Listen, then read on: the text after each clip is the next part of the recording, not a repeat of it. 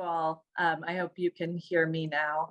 And thank you. We wanted to show just a quick video before I started for a few words from my executive director and of course from the Secretary General. Thank you to the Journalists and Writers Foundation for inviting me to participate today.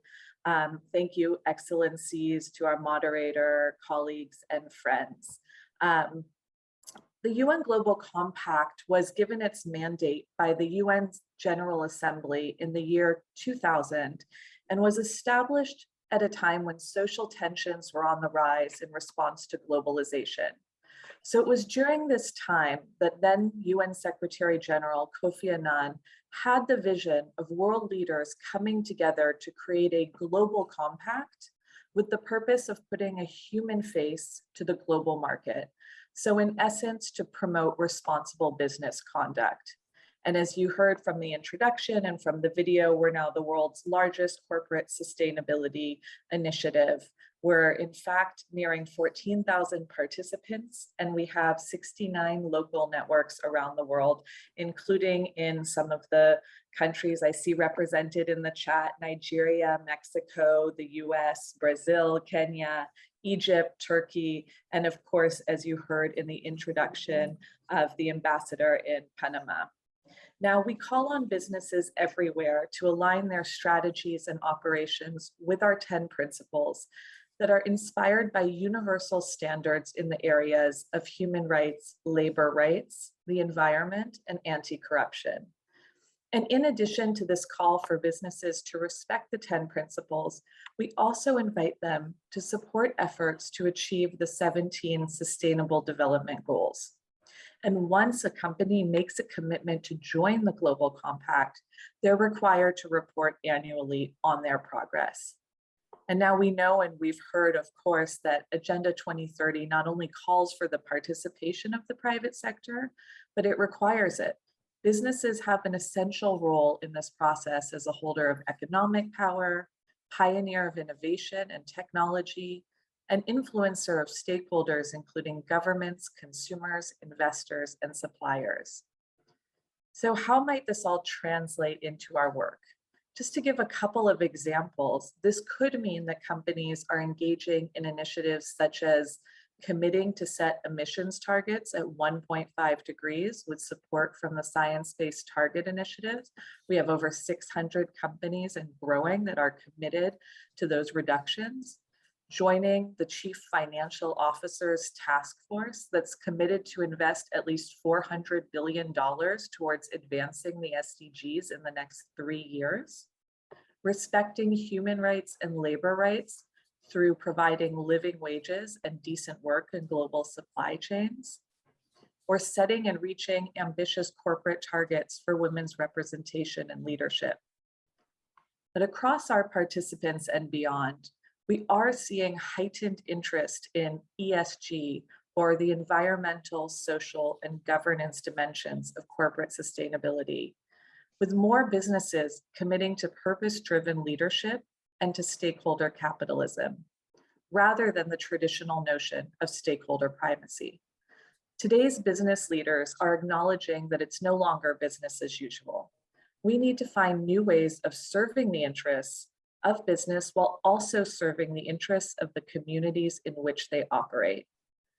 And we're really now at this inflection point with the world in the midst of multiple crises: economic, social, humanitarian, political, technological, environmental, as well as a crisis of trust in multilateralism itself. So whether we're tackling gender equality, climate action, or water sanitation, decent work, or responsible consumption, there's a need for a strong foundation and for strong partnerships. And Sustainable Development Goal 17 demonstrates that this blueprint cannot be achieved by any government alone, and that there's a need to bring businesses, civil society, and indeed the international community together to realize this ambition. And these partnerships required to achieve the SDGs, they actually can't be achieved unless we set the foundation, unless we're also investing in that enabling environment. By focusing on SDG 16 itself, peace, justice, and strong institutions. So why goal 16?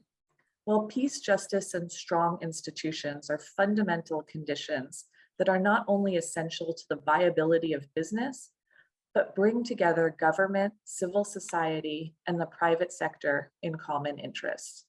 Responsible businesses want to operate and serve in communities where there are institutions, laws, and systems that protect their rights and the rights of the individuals they employ and serve. At the same time, they recognize the need for their own values, strategies, policies, and relationships to support them in respecting people and planet and realizing purpose and prosperity. Businesses have a critical role to play in promoting ethical leadership and building trust between public and private institutions, and trust in these institutions by civil society, which is consistent with the objectives of peace, justice, and strong institutions. And even with inconsistencies in how companies have performed and variations in how they've been perceived in recent years, the Edelman Trust Barometer found that the COVID-19 pandemic has increased trust in employers and businesses over other actors. So businesses are increasingly called upon by customers, by employees themselves, by communities and investors to speak up and take action. And now, while this reflects expectations that business could and should assume greater responsibility to address societal issues, responsible business cannot replace the role of governments. Governments and international institutions must regain trust and confidence in their competence. So the question is no longer if responsible business should engage, but how they should do so. And Goal 16 itself can provide a roadmap.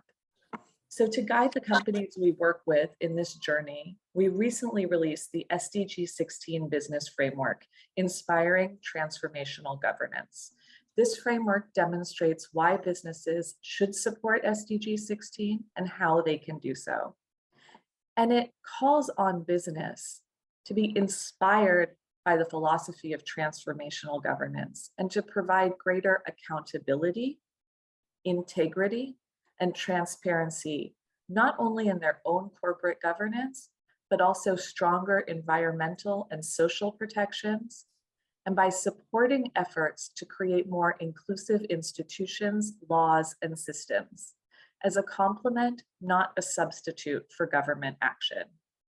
Now, the journey to the development of this framework included, among many other activities, interviews with 60 senior executives and the subsequent delivery to the UN Secretary General of a statement from business leaders for renewed global cooperation, which was signed by 1,300 CEOs.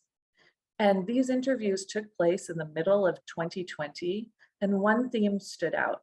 With respect to environmental, social, and governance issues, many agreed that companies should pay special attention to the G, or to the governance aspect. These leaders believe that good governance is the foundation of good business.